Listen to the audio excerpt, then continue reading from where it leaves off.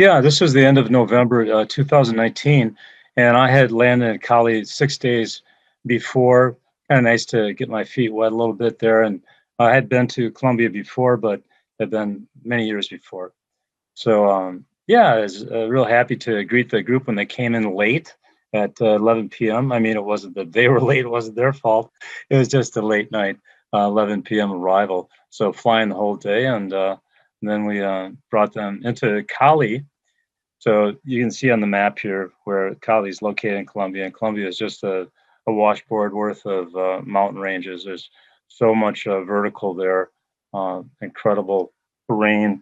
And here I'm going to go to, if I can get on the right screen here, to the okay, yep. And so there's Cali. Well, okay, and it wasn't a jet lag you get, when you're going across all the different longitudes. So next morning was pretty good, and no major protests in the streets at that time. They were having a little bit of unrest. It was in the newspapers, and understandably, some of the people were a little bit nervous. And but I'd been there 6 days. I hadn't seen any violence. Duque Marquez, he is the president, and he was kind of cracking down. He's a more right-wing guy, and he was cutting the benefits and things like that. So people were out in the streets, but hey, it adds to more fun. And so we were a day and a half in Cali. We took a city tour, and we went up to Cristo de Rey. And what I'm going to do is I'm going to move here, and I'm going to come back. So Cristo Rey, it's this magnificent statue, I should say, that is overlooking the city of Cali. And a lot of people there, and what they're doing is they're watching Regina dance. So actually, there wasn't that big of a crowd, but there was a guy with a boom box, and he was playing some salsa, and so Regina just started moving in a good Cali salsa manner, and this guy was dancing with her. Also, I come around the corner, and there she's dancing in front of Cristo Rey. So that was pretty fun. And we did a visit to a fruit vegetable market, tried some things there, and amazingly, also while we were wandering around the city, Joe ID'd a vermilion flycatcher in the middle of the city. So that's a little birdie and gold star there for him. Anyways, the main goal was, to get out of Cali and to go down to Pereira and into the area around Pereira. We were going to see the hot springs and also see the wildlife, the birds especially. But before we did leave, we had to try some of this guarapo, and it's fresh pressed sugarcane juice. It's fabulous. You can see our group there, and the vendor in the background, she gave us her smile too. So that was pleasant. I wanted to make sure everybody got a chance to try that. Then we rented a van, and this was a reference from my sister, and it was a little bit comical. I mean, I appreciated the reference, but the van could not go more than 50 miles an hour. So it took a while to get down to Pereira. And if we would get up over 50, then this alarm would go off. And I don't know why. It was like, entering the danger zone or something such as that. But anyways, I finally said to the guy, could we just remove this loud buzzer and go a little bit faster? And he was so agreeable. I said, okay. Yeah, so kind of wished to asked him a little bit sooner. But he was the nicest guy. Really, really good conversationalist, and so warm-hearted. And on the way, we stopped for a roadside break and had some stuff called shampoo. It's a concoction that's pretty tasty, but we did have one member of the group that suffered from that. So we had, actually, there was something else that everybody ate that was a little bit delayed effect, except for me, which was pretty amazing that I did not get hit with it, because we had to actually rent extra hotel rooms because the toilets were so busy, and I was able to stay functional because I didn't have any trouble. So I was very grateful for that. And Karen, she's a doctor. Nice to have her along. she was put out of action for a little while there too. But anyways, let me get back to this screen. I'm switching back and forth between screens. This was the hotel that we ended up, and just super place, good food. You can see the kind of ambiance that it had to offer. And then also, we're going to have some pictures here from Liz shortly regarding that accommodation, and also some of the birds that she saw around there. But yeah, hanging out on the patios together in between our forays. And I'll just go and mention a little bit more here about the forays out from that area. So there was two trips. One trip was to a close by springs, and that had an incredible 150-foot waterfall. Really something to see. A little bit busy. It was called Santa Rosa Hot Springs, but the view of it, we were there at night, and you could see the waterfall, but it was a super popular place, a little bit busy. So what we did is the next day we visited a coffee plantation and to see coffee. But in regards to the crowding of the resort, we went to a different resort experience, a hot springs called San Vicente, and it's incomparable. It's just amazing. The water here, I'll show you. There's a room. Oh, and there here. Okay. Oh, that's kind of tough to see everybody there, but you can see Joe here having a little fun in the poking out of the tube there. Okay, and I'll just also mention that this hot springs, when I get back to it, I'm going to switch to Liz, and so I'll continue on from there. So Liz, we need to switch to her. How do we do that? Do you want me to do, Jim, is stop sharing your screen, and then Liz can share her screen. Okay. Just for the Mama Tina, Jim? Yeah, right. Just a little okay. variation there. And I have a couple from Kali, and then also a couple from Mama Tina, just a few birds. That's great. Whatever you got, I'm happy to have it. See if I can do that.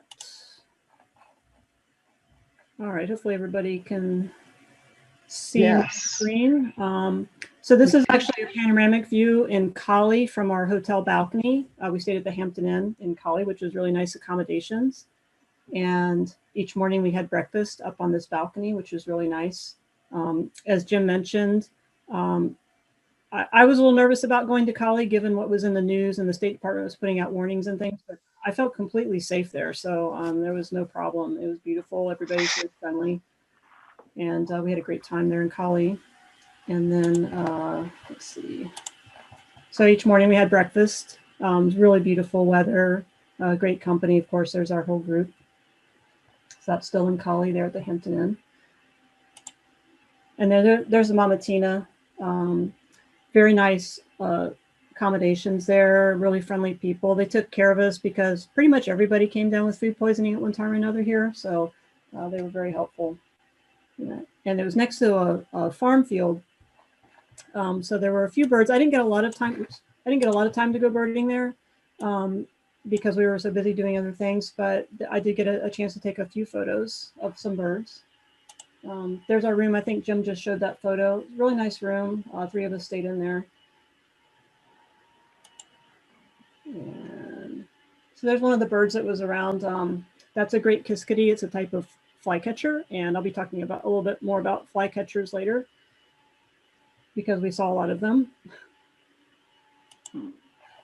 And there's another flycatcher. That's a tropical flycatcher right around there. So this pasture was right next to us, so we had just a lot of birds perching around and some good habitat right around that area.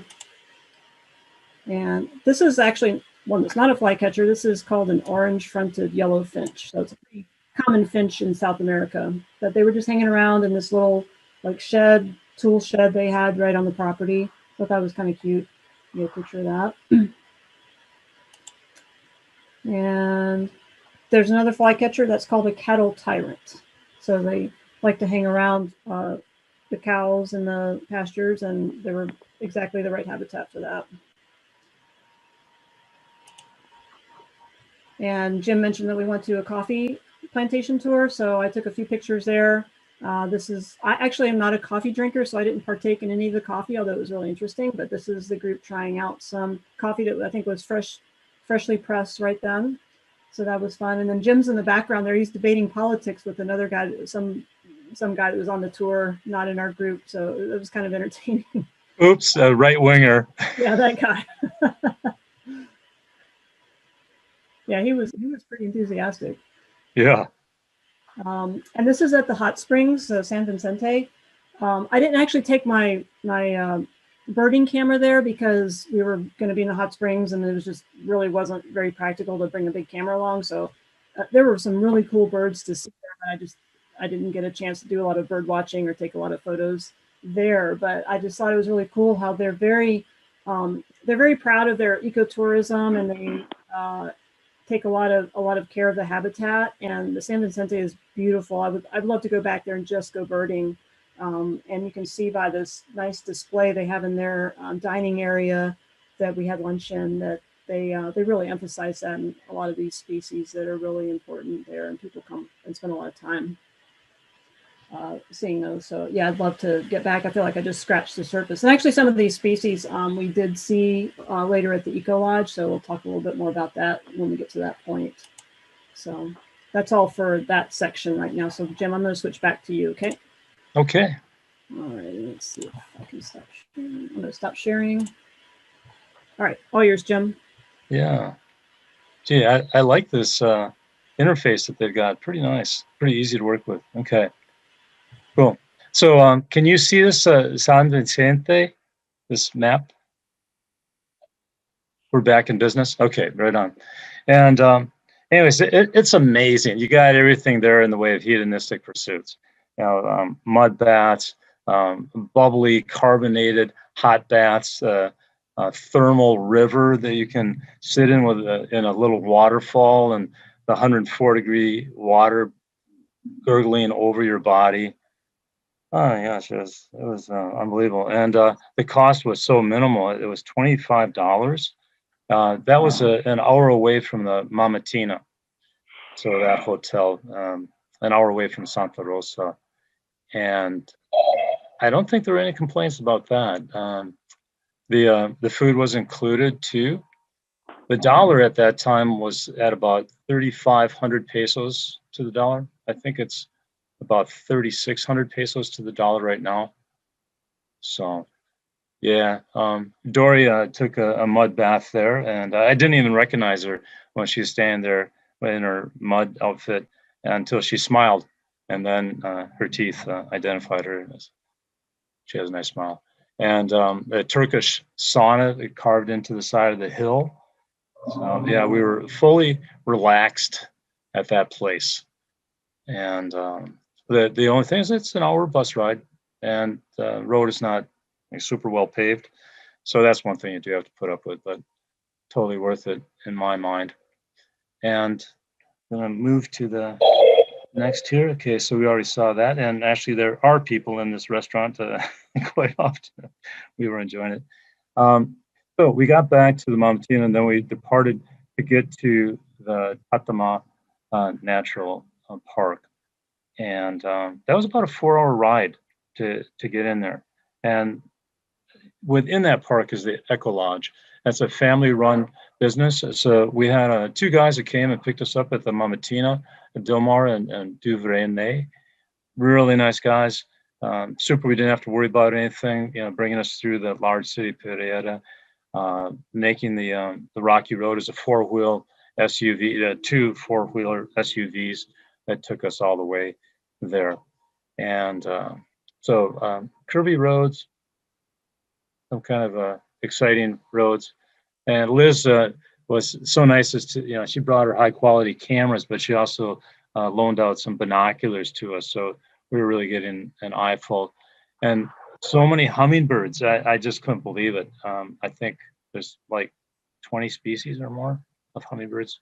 Liz can correct me on that. So this is the web page for it. Highly recommend this experience. Really nice family. Michelle is the one that runs it. So the mom and then her kids, and it's a large area, and that they allow them to be in this national park is a great aspect to it. So we were there for 4 nights and 3 days, a bunch of different elevations. We went up to 2,500 meters because there's different fauna at these different levels. The highest peak in the area is 4,200 meters. That's really high. So in Colombia, you know, it's the end of the Andes. They kind of curve into Venezuela right there, but exceptional heights, and the rooms were really clean, I thought, but there were some things to be discovered in the rooms too, a little bit of animal life, like some big spiders. So Joe killed a couple of those for the lady friends. And this is a sign just going into Tatama. So there's so many tanagers, so many different types of tanagers. Liz is going to get into that in detail. Now, I had a real interesting bathroom, I tell you, because I'd go out of my bedroom and my bathroom was just out in the open. So my sink and that, and there was nobody to see me. My privacy was complete because the jungle was there. So that was really unique. And let's see, what else could I say about this before? I'll go one more slide here to show Dilmar, Dune, and Yesenia, the birding knowledge that Yesenia has. Michelle too, her mom, is amazing. So in the way of identifying bird calls, then we would know what to look for and what to zoom in, which area she would point us at. Just great guides. And those two guys on the left would prepare the lunches and take really good care of us and drive us where we needed. I was going to show my birding picture here, not too tough. It was right by the patio.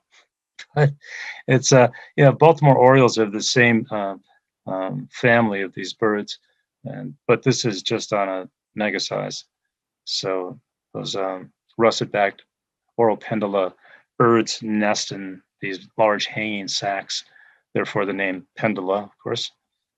And that's what the bird looks like. And here's a little critter. It's non-poisonous. All types of flora and fauna.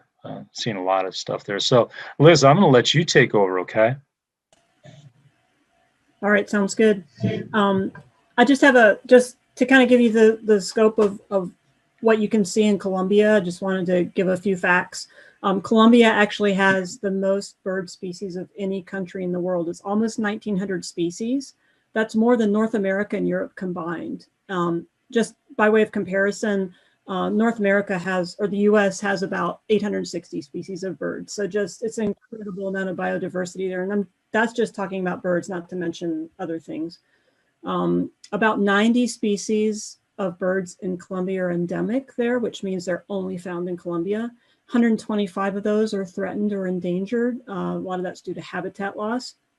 There's 150 species of hummingbirds. We didn't get to see 150 species. We saw maybe about 20 something. I've got several photos. And just by way of comparison, the US, there's fewer than 24 species of hummingbirds that come this far north. And east of the Rockies, we pretty much just see the one species, the ruby-throated. So it's just an amazing amount of hummingbirds down there. It's just incredible when you get down there. There's also 200 species of flycatcher there.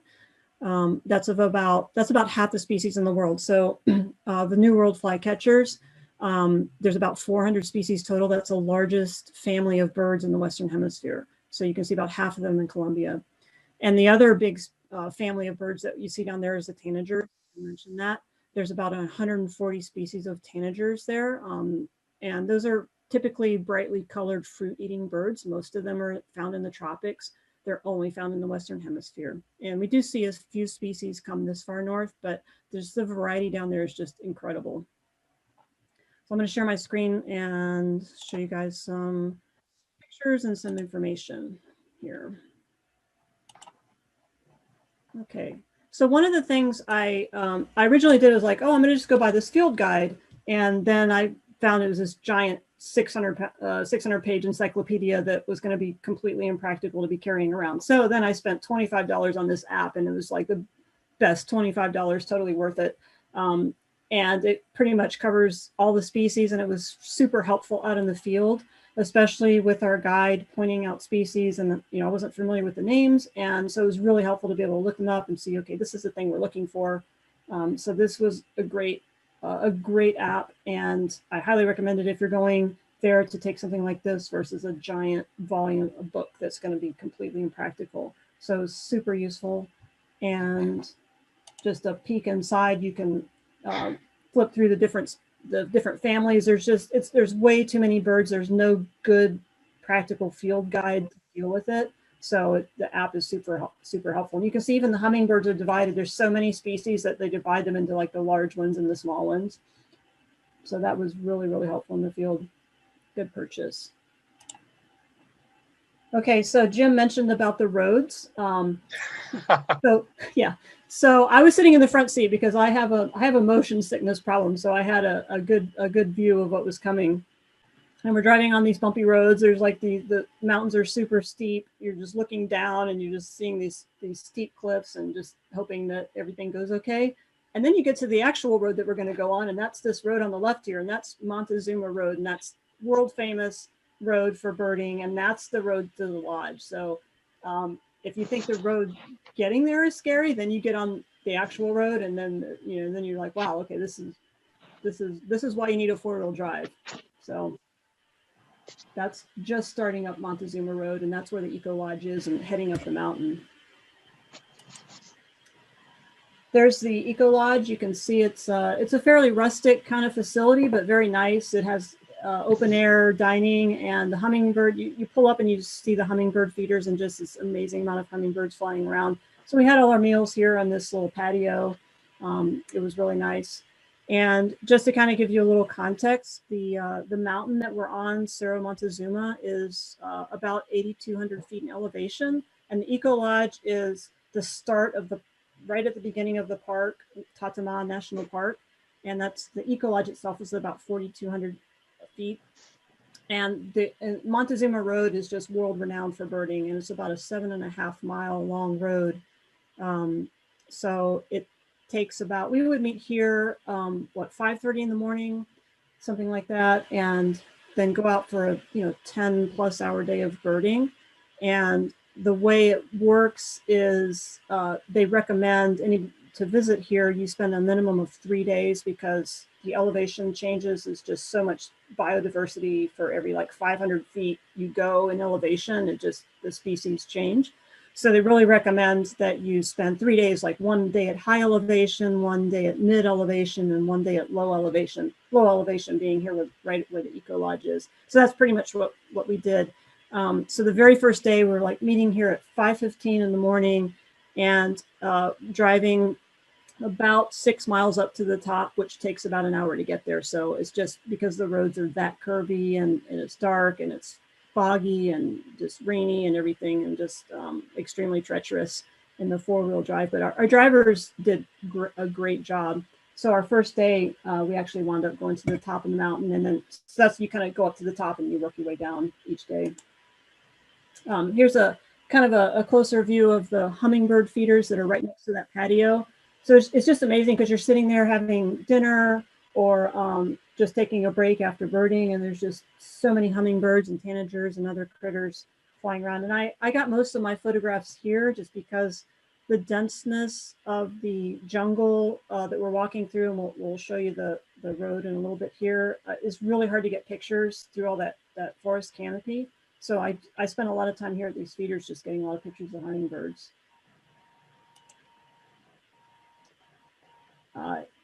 Here's an example. This isn't a great picture. I normally wouldn't show like a dirty hummingbird feeder, but they're constantly filling these things with sugar water. There's so many hummingbirds. But kind of the interesting thing here is just to show the size difference of these two species. The small one here is, I believe, the purple-throated woodstar. It's a little more than 1 inch in length, and then the other one here is a Rufus-gaped hill star, which is about 5.5 inches. And these are, I don't think these are even, I think there's other ones that are smaller and other ones that are bigger, but these, I just saw these two together, and it just gives you kind of an idea of the variety and the extreme different sizes that you'll see of hummingbirds. So up the way from this the lodge, the main dining area is where our accommodations were, and it's maybe, I don't know, less than a quarter mile walk up this path. And so I just took a picture of that. So that where you stay is not in that main building, but further away in some different cabins and buildings. And that's the inside. Karen and I shared a room, and we had a few roommates with us, some rather large spiders. So we pulled our beds away from the wall and kept all our suitcases tightly zipped and just kind of kept an eye on it. It's pretty, being a tropical rainforest, basically. It's, you know, it's not, it's lots of critters around. So you have to be comfortable with that. This is sunrise at the top of the mountain on our first day of birding. Just beautiful up there. There's a military base up there. Jim showed the picture where we're up there. They like to, the Army always likes to come out and greet any visitors that come up and get a photo. So he showed that. But just the scenery is gorgeous. The sunrise, beautiful. The view is incredible. And that's pretty much what the road looks like. We just go up to the top, work our way down each day. First day, go all the way to the top of the mountain and then spend, you know, 10 hours birding. It's very dense, just gorgeous scenery. And you're just basically walking down this road. So there's really no facilities or anything like that. It's very, very primitive, but just incredible. And our guide, as he mentioned, Yesenia, she was so knowledgeable. It's just amazing. And she knew every bird call, and she was able to point out so many species. So along this road here, if you know, it's been, I feel like we just basically just scratched the surface. I mean, you could probably spend a couple weeks there and still not see everything. Over this length of road, which is about 7.5 miles long, over 550 bird species can be seen there. 450 species of orchids. That I didn't take a lot of pictures of orchids, but you know, a lot of people come up there to see that. And over 700 species of butterflies. So it's just incredible. Just on that road, you can see 11 species of birds that are endemic to that area. And it's just incredible. Like every little bit of elevation change is just like a whole new habitat, a whole new set of species. So minute to minute, this is the cloud forest, so it can change. You might see a nice sunny view 1 minute, and then the next minute it's almost fogged in, and the next minute it might be raining really hard. So this is just another view of how dense it is, how foggy it can get. It just changes every minute almost. That's one of our drivers driving the 4-wheel drive. So they would follow along with us. They brought food, bring water, and if it rained, we'd have to hop in the vehicles and just kind of wait it out a little bit. And we'd have lunch just kind of out there in the open. I think one time we had lunch, it was raining, so we all had to sit in the vehicles, but they brought us a nice hot lunch. The meals were great. And all the accessories that we need to stay hydrated and well fed along this, you know, it's pretty intense birding. There's our guide Yesenia. This is in a little washed out area, and she was calling in a bird called a mot-mot, and it's a really cool looking bird. I didn't get a picture of one myself just because the difficulty of trying to get photos in these conditions, but it was really cool. And she's so good at what she does, and just super helpful and just knowledgeable. I couldn't believe all the species that she was able to find. It's just so hard to see them back in the leaves. So I didn't get a picture myself, but here's what they look like.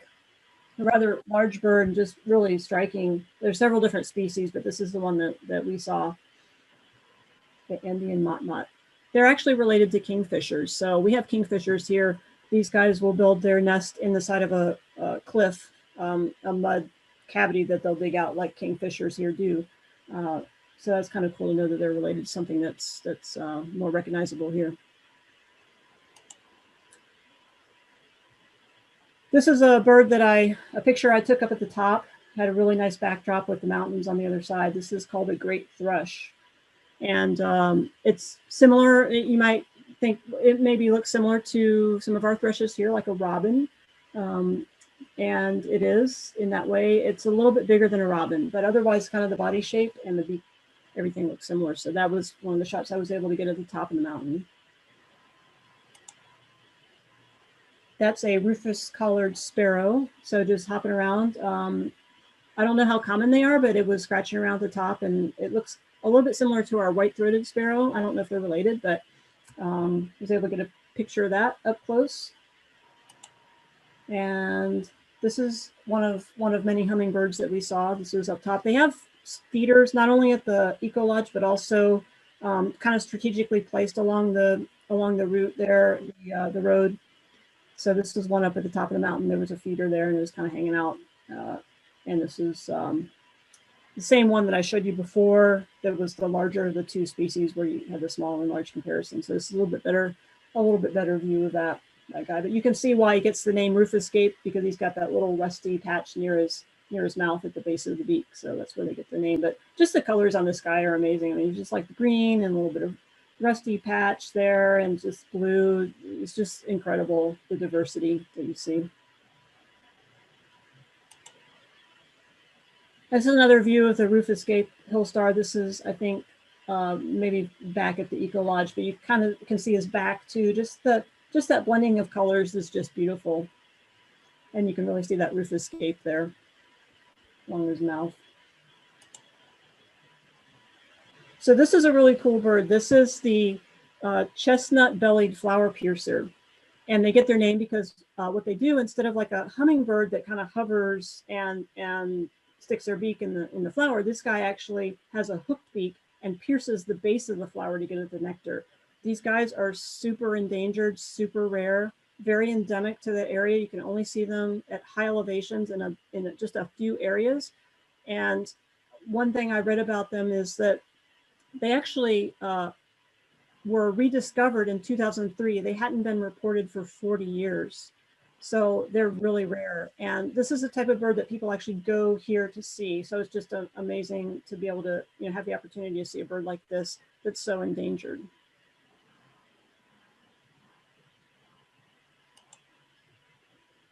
This is kind of a cool hummingbird. It's called a booted racket tail. So the racket tail is that long tail with the feathers at the end, but then they have these kind of puffy legs, and they're actually, another name for them is called puff legs. And there's some different species of these, but this is the one that we saw there. And just really just amazing plumage, and it's really hard to get a photo of because they're actually really quite long, and this guy did not want to sit still. But just this amazing variety of just hummingbirds that you'll just never see anywhere else. So I thought that was pretty cool. I love their little poofy legs.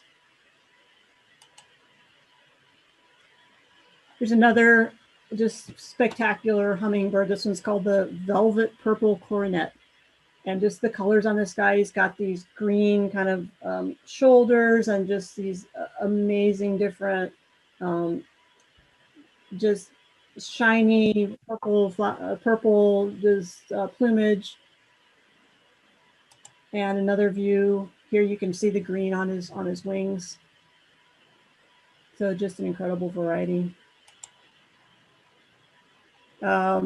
Just yet another hummingbird. After a while, you just kind of thought, wow, there's so many different ones. This one's called a white-necked Jacobin.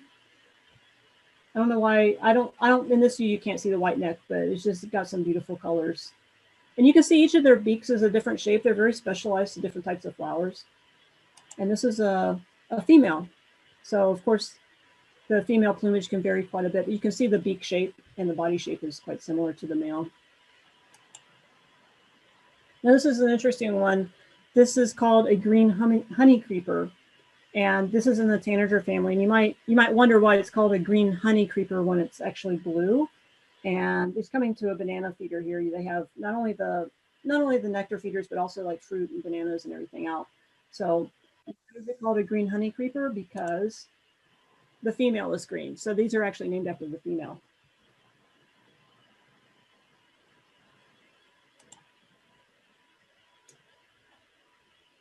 This one's called an orange-bellied euphonia. I don't know why it's called orange-bellied because it looks yellow to me, but maybe some of them have a little bit different shade, but just a beautiful bird. Another one that is that coming to the fruit feeders. And it was actually, you know, the interesting thing is with this huge diversity of birds, until there was actually the ability to do like genetic analysis on these things. They got classified all different ways, and you know, people didn't really know like how they were related. So originally this was considered to be a tanager, but actually with some genetic analysis, now it's determined to be part of the Finch family. So it's kind of interesting how they kind of realign some of those species based on more data. Beautiful bird though. This is also coming to the feeders by the Eco Lodge. Another hummingbird here. This is called a collared Inca. So you can see he's got that nice white collar coming to the feeders. This one's really pretty. It's called a Tourmaline Sun Angel, and he's just got that beautiful gorget there, the part under his neck, and then kind of that greenish color. So that's another one coming to the feeders, and just a stunning. Here's another one. Some of these were really hard to get photos of. They wouldn't sit still. So just to kind of show you some of the variety here, this is called an Empress Brilliant, and just got that beautiful green, those different shades of green, and the really long tail. Speaking of long tails, this one's called a violet-tailed sylph. And some of these males just have these extra long tails. So you can see this here. Again, tough to get a photo of when they're that big and moving so quickly. You can kind of get an idea of the variety. Some of them have shorter tails actually. So this is the same species of violet-tailed sylph. And you can see a little hint of the violet down in his tail, but this one has a shorter tail. So I don't know the significance of that, but it's the same species. Beautiful bird. And another one from the front view, you can see his chest with that green and just the different shades, and then that little bit of purple on his neck, and then the nice shiny feathers on his forehead there. Really pretty. Same species of violet-tailed sylph. And this guy is stunning. This is a crimson-backed tanager.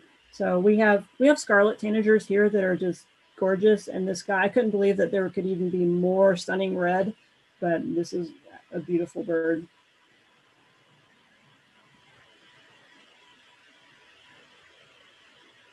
So many different species of tanagers. I had no idea. Another one, a blue-gray tanager.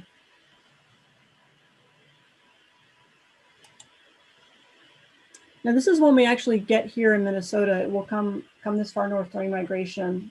This is a summer tanager. The kind of interesting thing about that is, again, with the kind of the genetic analysis, is these guys actually have been reclassified to be part of the cardinal family.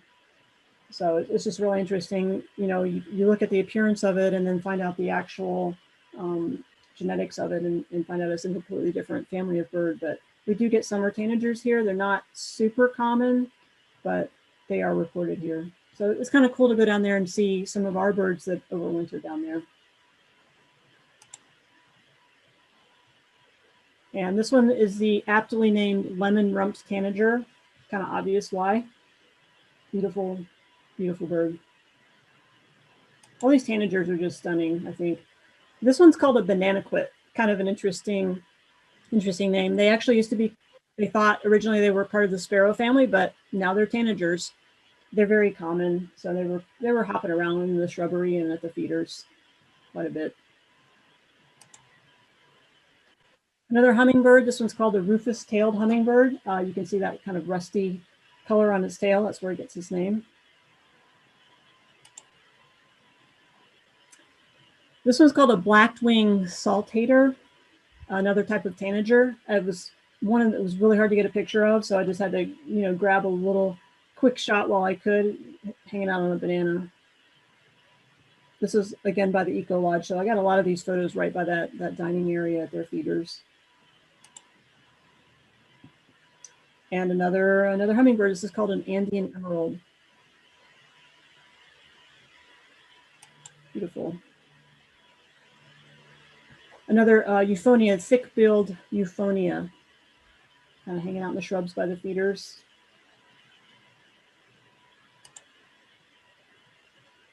This is actually one of the few tanagers that's not brightly colored. This is called a palm tanager, so it's kind of drab.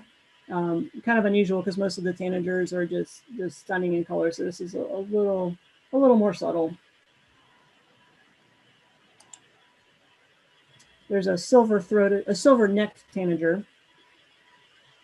Another beautiful one. It's just incredible the variety of colors that you get with these guys. Now, this picture is kind of interesting. So we've got our blue-gray tanager in the foreground. In the background, we have our silver-throated tanager, and in the middle, we have a rose-breasted grosbeak, and that's one of our birds that nests here. So this is either a female or maybe a first winter male. So it's kind of cool. We saw a few species there. Mentioned the summer tanager, this rose-breasted grosbeak. I saw turkey vulture, broad-winged hawk, and black-burnian warbler. And those are all species that we see here in the breeding season, but that then go down there and overwinter.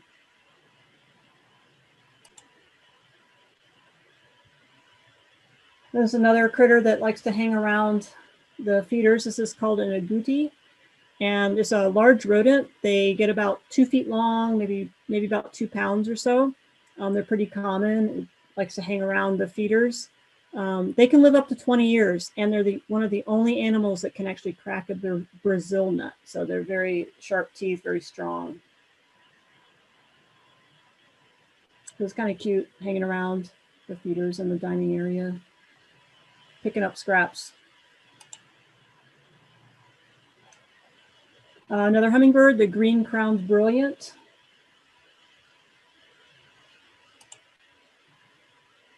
Now, this is a really cool species. This is another one of the really rare endangered species that people actually go here to see.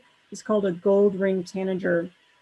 There were field surveys that were done about 10 years ago that found that maybe there were only about 500 of these remaining. So they're super endangered and highly sought after as far as birders go, looking to see some of these endangered species. So this actually wasn't by the feeders. This was out along the road.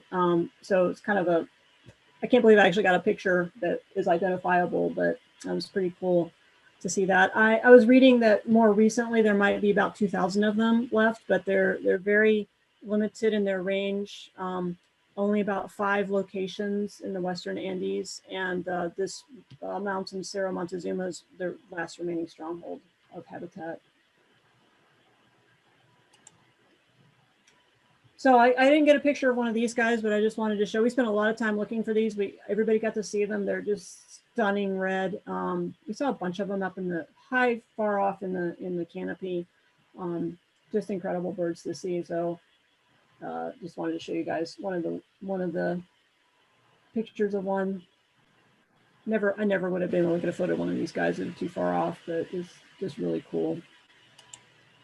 Another bird that we got to see, we spent probably half an hour looking for these guys, green jays.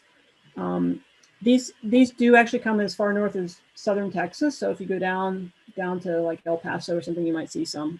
So that was really cool to see one of these guys. It was very, very elusive. We spent a lot of time in one spot just trying to find it, and it was very rewarding to actually see it. And Yesenia was just incredible in helping us find these birds. So at the end, I tried to keep a running list, but it's really hard. You're very tired walking all day and trying to keep up with everything. So at the end, what we did was Yesenia sat down with us and we went through the field guide that she had, and she just remembered all the birds we saw. So we just made a list front and back on this page of all the birds that we saw there. And then I went in on eBird and entered them all in. So I can share that if anybody wants to see the full list. I really feel like, it's just amazing, an incredible experience, and I'm very, very grateful to Jim for putting that together. It's really kind of a once in a lifetime thing. If you go like with a birding tour organization, you're gonna spend like a couple $1,000 at least. So it was just amazing to go with Jim and such a wonderful trip, and the Rovers, just an incredible experience. And I feel like we saw so much and we barely scratched the surface, seeing 111 species. It was pretty awesome. And that's all I have. I'll just show one more picture there, Liz. Yeah. Yeah, it's one I forgot to show. So okay. I don't know if you get. Yeah, let me stop sharing here.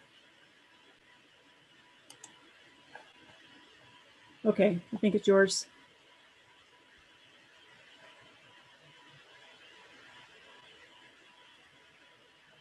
Okay, so this was at the top. Then Liz mentioned briefly that there was a military station up there, guarding against I do not know whom, but they were super friendly, and so we made a group shot there. And there's a guy over here on the left-hand side. He's a militant. He's got his fist up there for some reason, and that's Michelle, the mom of the Yesenia. So you couldn't do better than the hospitality you get at that place at the Echo Lodge. And here's the contact information. Let me get to that. Okay. So, Montezuma Rainforest, Echo Lodge. If you want to make a trip, one of the problems is paying them in advance. And I had to send money to their bank account in the town, Pereira. So they would actually go down there a couple hours away to make sure that the payment was there. It was a bit of a hassle doing that. But now they might, and boy, I hope that they're not too hard hit by the COVID thing, but I assume they're not getting that many tourists. Anyways, they might be, it should be world remit. Sorry. Anyways, could try that to pay internationally. Too. Anyways, that's it. And Liz, just more power to you. Your persistence when you're out there getting those bird shots, and really nice you had that high quality camera equipment, especially off the patio, that you could, get those real close, nice shots. It was fabulous. Thanks for your attention, everybody.